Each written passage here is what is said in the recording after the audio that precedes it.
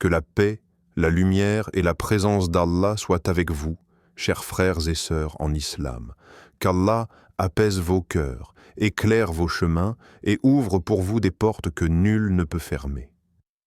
Il existe des heures dans la nuit où le monde se tait, où les âmes sincères se lèvent et où la miséricorde d'Allah descend avec une douceur indescriptible. À ces moments-là, ce n'est plus le bruit du monde qui parle, mais le cœur qui s'adresse à son Créateur. As-tu déjà ressenti que ton âme cherche quelque chose de plus profond que ce que le monde peut offrir? As-tu déjà prié, travaillé, patienté, mais senti que la baraka tarde à arriver? Pourquoi certaines épreuves financières ou intérieures nous touchent-elles si fort, même quand nos intentions sont pures? Dans cette vidéo, tu vas découvrir pourquoi se réveiller à 3 heures du matin, dans le dernier tiers de la nuit, peut transformer ta relation avec Allah, et comment 4 noms sublimes d'Allah peuvent devenir une clé spirituelle pour attirer la richesse bénie, la baraka et la tranquillité du cœur, comme l'expliquent les savants et à travers la sagesse partagée par Dr Zakir Naik. Allah dit dans le Coran, et aux dernières heures de la nuit, ils imploraient le pardon de leur Seigneur. Sourate Ad-Dariyat 51, 18. Si ce message te touche, abonne-toi à l'Islam Connect, aime cette vidéo, partage-la et écris « Amin » en commentaire pour soutenir cette mission. Cette vidéo n'est pas un hasard. Elle est une lumière envoyée par Allah pour toi. C'est une mission divine. 1. Le secret spirituel du réveil à 3 heures du matin. Se réveiller à 3 heures du matin n'est pas un simple acte de discipline corporelle, ni une habitude réservée aux plus pieux. C'est avant tout un appel silencieux de l'âme, un signe qu'Allah veut te rapprocher de lui à un moment où peu de cœurs sont éveillés. À cette heure profonde de la nuit, quand le monde est plongé dans le sommeil et que les préoccupations terrestres s'apaisent, l'âme humaine retrouve sa vérité. Il n'y a plus de regard des gens, plus de comparaison, plus de faux semblants. Il n'y a que toi et Allah. C'est précisément pour cela que ce moment est si puissant. Il purifie l'intention avant même que les mots ne sortent de la bouche. Le prophète, que la paix et le salut d'Allah soient sur lui, nous a transmis une vérité bouleversante. Dans le dernier tiers de la nuit, Allah descend au ciel le plus proche et dit « Qui m'invoque pour que je lui réponde? Qui me demande pour que je lui donne? Qui me demande pardon pour que je lui pardonne ?» Cette parole n'est pas symbolique, elle est réelle, vivante, actuelle. Elle se répète chaque nuit, même quand personne ne se lève. À 3 heures du matin, le ciel n'est pas fermé, il est ouvert. Les portes invisibles que l'on frappe en vain durant la journée s'ouvrent d'elles-mêmes, car Allah aime être invoqué dans le secret. À cette heure, les cœurs deviennent sincères sans effort. Les masques tombent, l'orgueil s'endort avec le corps, et l'âme se tient debout, humble et fragile. C'est pourquoi les invocations faites à ce moment ne ressemblent à aucune autre. Elles ne sont pas longues, parfois même silencieuses, mais elles sont vraies. Et Allah répond à la vérité plus qu'à l'éloquence. Celui qui se lève à 3 heures du matin ne se lève pas pour impressionner Allah, car Allah n'a besoin de rien. Il se lève parce qu'il reconnaît son propre besoin.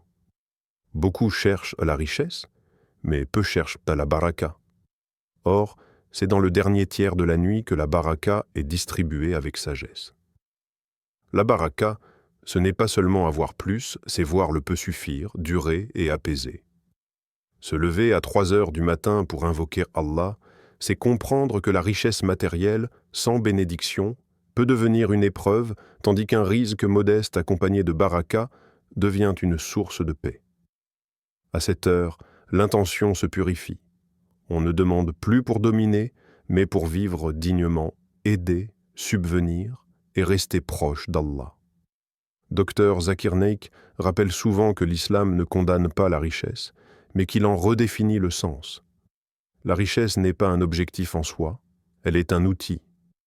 Et comme tout outil puissant, elle doit être demandée avec humilité, au moment où Allah aime être invoqué. Se lever à 3 heures du matin, c'est reconnaître que malgré les efforts, les diplômes, le travail et la stratégie, la clé finale reste entre les mains d'Allah. C'est une déclaration silencieuse.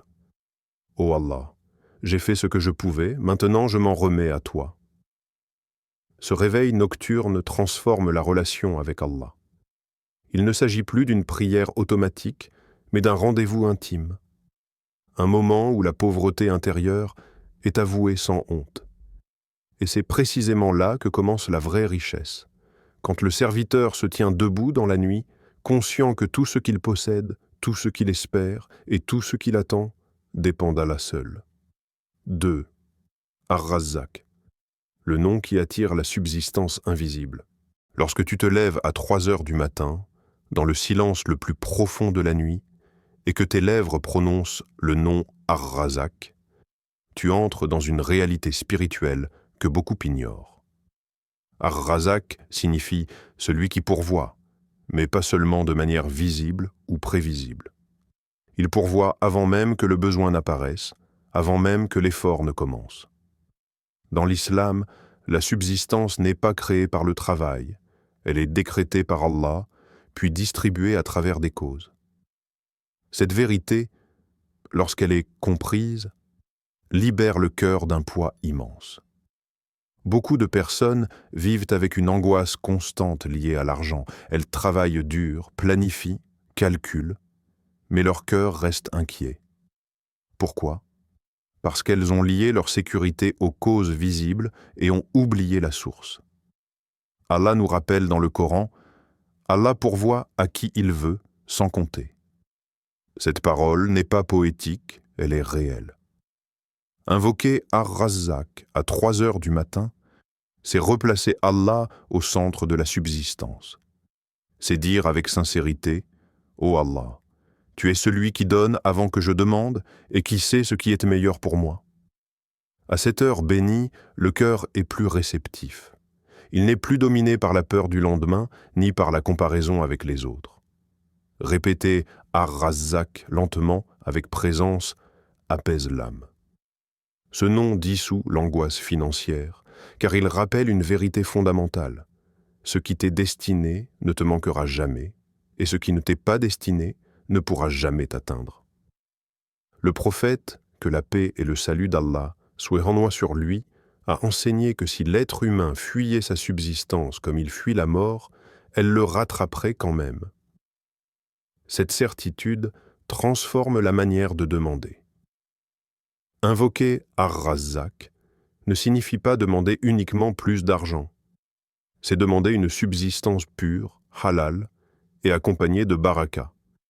Parfois, la réponse d'Allah ne se manifeste pas par une somme soudaine, mais par une opportunité inattendue, une porte qui s'ouvre sans explication, une personne placée sur ton chemin ou un obstacle qui disparaît sans que tu comprennes comment. Parfois, c'est une dette qui s'allège, une dépense évitée ou une facilité accordée dans une situation qui semblait bloquée. C'est cela, la subsistance invisible. Dr Zakir Naik rappelle souvent que l'islam enseigne l'équilibre entre confiance et action. Invoquer Ar-Razzaq à 3 heures du matin ne remplace pas l'effort, mais il le purifie.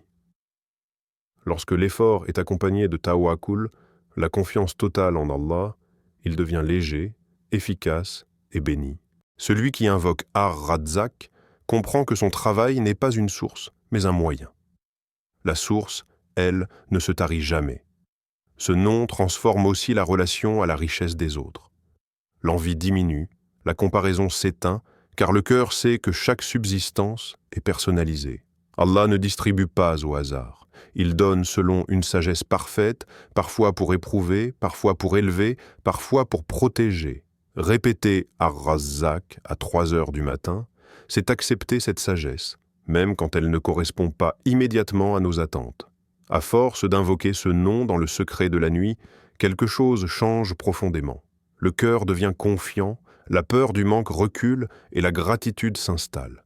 Et quand la gratitude s'installe, Allah augmente, car il a promis, si vous êtes reconnaissant, j'augmenterai pour vous.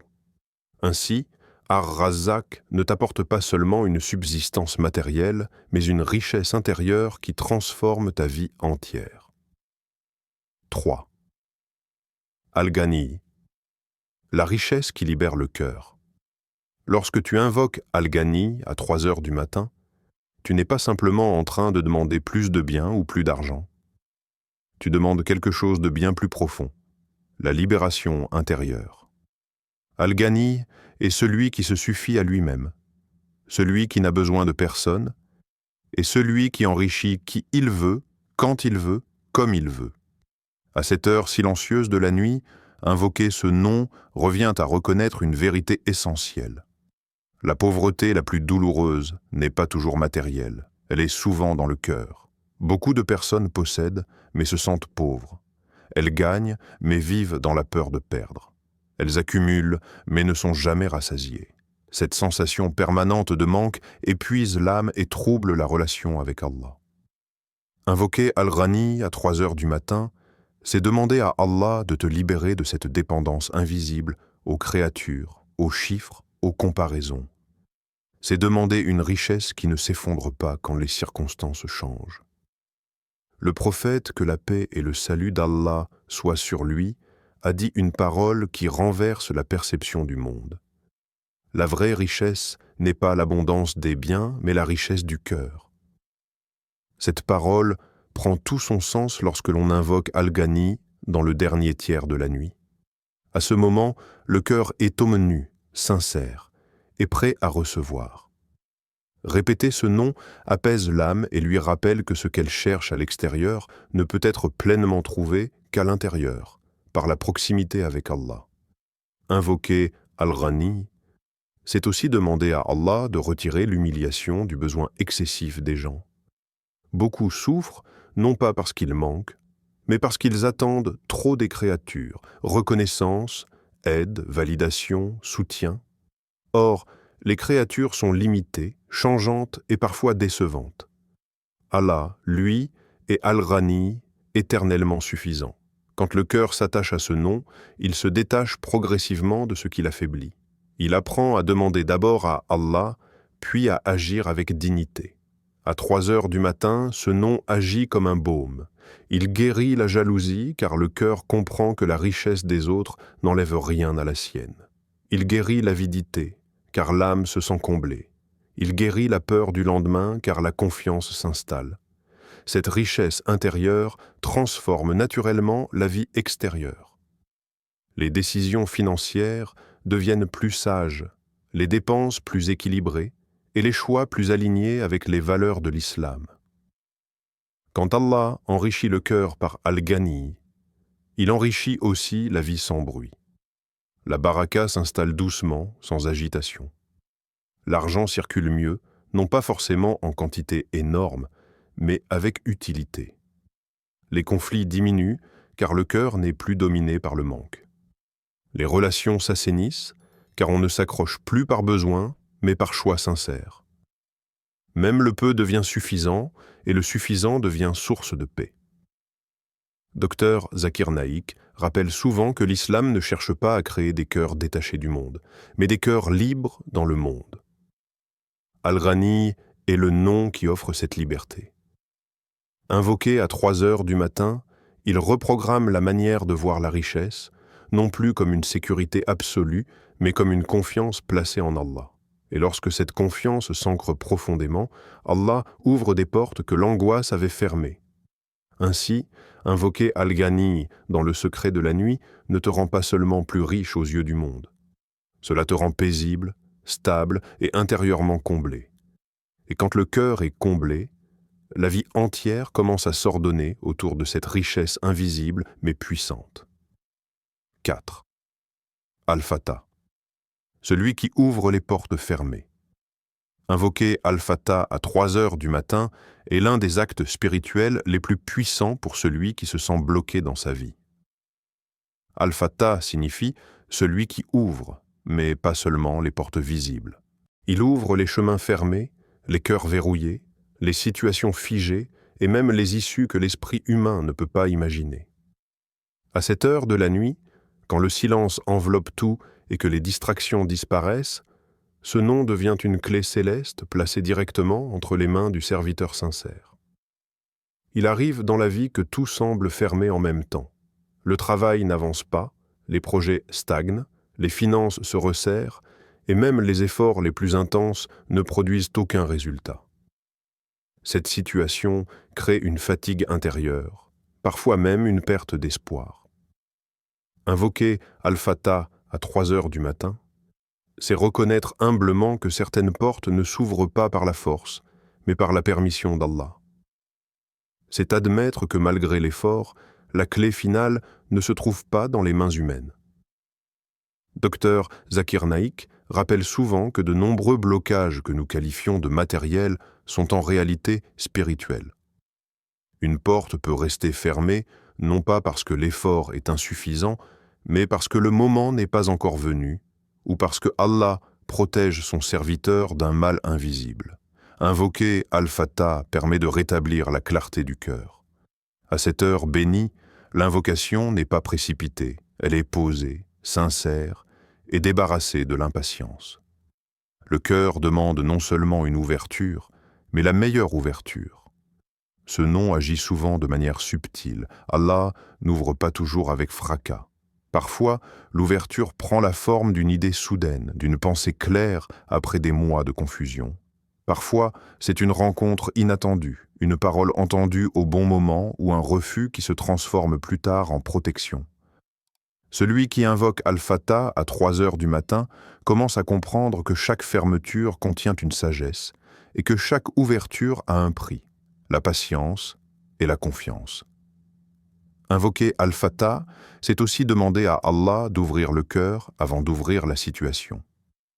Car un cœur fermé ne reconnaît pas les portes ouvertes. À force de frustration, beaucoup passent à côté des réponses divines sans les voir. Ce nom apaise l'agitation intérieure et permet à l'âme de percevoir les signes. Le Coran nous rappelle qu'Allah est le juge, celui qui ouvre avec vérité, ce qui signifie que ses ouvertures sont toujours justes, même quand elles ne correspondent pas immédiatement à nos désirs. À 3 heures du matin, invoquer Al-Fatah transforme la relation à l'échec. Ce qui était perçu comme un mur devient une redirection. Ce qui semblait être une perte devient une protection. Et ce qui paraissait lent devient précis. L'ouverture d'Allah ne se mesure pas uniquement par la rapidité, mais par la durabilité. Lorsqu'Allah ouvre, aucune créature ne peut fermer. Et lorsqu'il ferme, aucune stratégie ne peut forcer. Ce nom apporte aussi la paix dans l'attente. Celui qui invoque Al-Fatah comprend que la porte s'ouvrira au moment exact où son cœur sera prêt à la traverser. Cette certitude enlève le désespoir et remplace la frustration par la confiance. Les efforts continuent, mais ils ne sont plus lourds. Ils deviennent des actes d'obéissance, accompagnés d'espoir et de sérénité. Ainsi, invoquer Al-Fatah dans le secret de la nuit, c'est déposer ses clés limitées et demander à Allah d'utiliser les siennes. C'est accepter que certaines ouvertures ne viennent pas comme on les attend, mais toujours comme on en a réellement besoin. Et lorsque la porte s'ouvre enfin, le serviteur réalise, parfois avec émotion, que cette ouverture était préparée depuis longtemps par Allah, dans le silence et la sagesse. 5. Al-Barak. La baraka qui transforme peu en beaucoup. Invoquer Al-Barak à 3 heures du matin est l'un des secrets les plus profonds de la vie spirituelle en islam. Al-Barak est celui qui accorde la baraka, cette bénédiction invisible qui ne se mesure ni en chiffres ni en quantité, mais en effet. La baraka est ce mystère divin qui fait que peu suffit, que le temps se dilate, que l'effort porte des fruits durables et que la vie avance sans épuiser le cœur. Beaucoup cherchent l'abondance, mais ignorent que sans baraka, l'abondance peut devenir une épreuve lourde et stressante. À cette heure sacrée de la nuit, après une prière sincère, invoquer Al-Barak revient à demander à Allah de mettre sa main sur ta vie. Car quand Allah bénit, il ne donne pas seulement plus, il donne mieux. La baraka transforme l'ordinaire en source de bien, le simple en suffisant et le limité en apaisant. Le prophète, que la paix et le salut d'Allah Soiement sur lui, invoquait souvent la baraka, car il savait que sans elle, même les biens licites peuvent devenir source d'angoisse, de conflits et de dispersion. La baraka se manifeste d'abord dans le temps. Celui qui est béni accomplit beaucoup en peu de temps, sans se sentir vidé. Les journées semblent plus longues, les nuits plus réparatrices et les obligations plus légères. Invoquer Al-Barak à 3 heures du matin, quand le temps est déjà béni par le silence et la proximité d'Allah, renforce cet effet. Le cœur apprend à vivre sans précipitation, et l'esprit retrouve la clarté nécessaire pour faire des choix justes. La baraka se manifeste aussi dans le rizq. Il ne s'agit pas toujours d'une augmentation visible des revenus, mais d'une protection contre les pertes inutiles. L'argent ne disparaît plus sans raison, les dépenses deviennent plus réfléchies, et les besoins superflus perdent leur emprise. Beaucoup gagnent beaucoup, mais n'en profitent jamais réellement. D'autres gagnent peu, mais vivent dans la stabilité et la gratitude. La différence entre les deux n'est pas le montant, mais la baraka. Invoquer Al-Barak, c'est demander à Allah de bénir ta famille, ton travail, tes relations et ton avenir. Une famille bénie traverse les difficultés avec patience. Un travail béni apporte dignité et tranquillité. Une relation bénie renforce au lieu d'épuiser. Et un avenir béni n'est pas nécessairement sans épreuve, mais toujours accompagné de sens. À 3 heures du matin, le serviteur demande à Allah de faire de chaque aspect de sa vie un espace où la bénédiction peut s'installer. Le prophète, que la paix et le salut d'Allah soient sur lui, nous a enseigné que la baraka est liée à l'obéissance, à la sincérité et à la gratitude. Invoquer Al-Barak dans le dernier tiers de la nuit est un acte de reconnaissance silencieuse. Reconnaître que sans la bénédiction d'Allah, aucun effort ne suffit. Cette reconnaissance attire encore plus de baraka, car Allah a promis d'augmenter ceux qui le remercient. Ainsi, la gratitude devient un multiplicateur invisible. La baraka protège aussi le cœur de l'insatisfaction chronique. Celui qui vit avec la baraka ne court pas après ce qu'il n'a pas. Il savoure ce qu'il a. Cette paix intérieure est l'un des plus grands signes de la bénédiction divine. À force d'invoquer Al-Barak à 3 heures du matin, le cœur apprend à se stabiliser, à remercier et à faire confiance au rythme d'Allah. Ainsi, Al-Barak est le nom qui transforme peu en beaucoup, non pas par accumulation, mais par purification. Ce que la baraka touche devient source de bien, de paix et de continuité. Et quand Allah met sa baraka dans ta vie, même les épreuves deviennent supportables, même les efforts deviennent légers, et même le peu devient une richesse qui apaise l'âme. Frères et sœurs, se réveiller à 3 heures du matin n'est pas une obligation, mais un honneur. C'est un rendez-vous discret entre toi et Allah, un moment où le cœur parle sans masque, sans distraction, sans orgueil. À travers ces 4 noms sublimes, Ar-Razak, Al-Ghani, Al-Fattah et Al-Barak, Allah nous enseigne que la vraie richesse commence dans l'âme avant de se manifester dans la vie. Si tu te lèves une seule nuit avec sincérité, avec des larmes, avec espoir, Allah peut changer ton destin. Peut-être pas de la manière que tu imagines, mais toujours de la meilleure manière pour toi. La baraka n'est pas toujours visible immédiatement, mais elle se ressent dans la paix intérieure, dans les facilités inattendues et dans la protection contre ce qui aurait pu te nuire. Si cette vidéo t'a touché, abonne-toi à l'Islam Connect, partage cette lumière avec ceux qui en ont besoin et laisse un commentaire pour témoigner de ton intention sincère. Chaque partage est une sadaka, chaque écoute est une invocation silencieuse. Merci d'avoir ouvert ton cœur à cette parole. Qu'Allah t'accorde une richesse qui ne t'éloigne jamais de lui, et une baraka qui illumine chaque pas de ta vie. Allah dit, « Quiconque craint Allah, il lui accordera une issue favorable et lui accordera une subsistance d'où il ne s'attend pas. » Sourate At-Talaq, 65, 2 à 3. Qu'Allah accepte. Amin.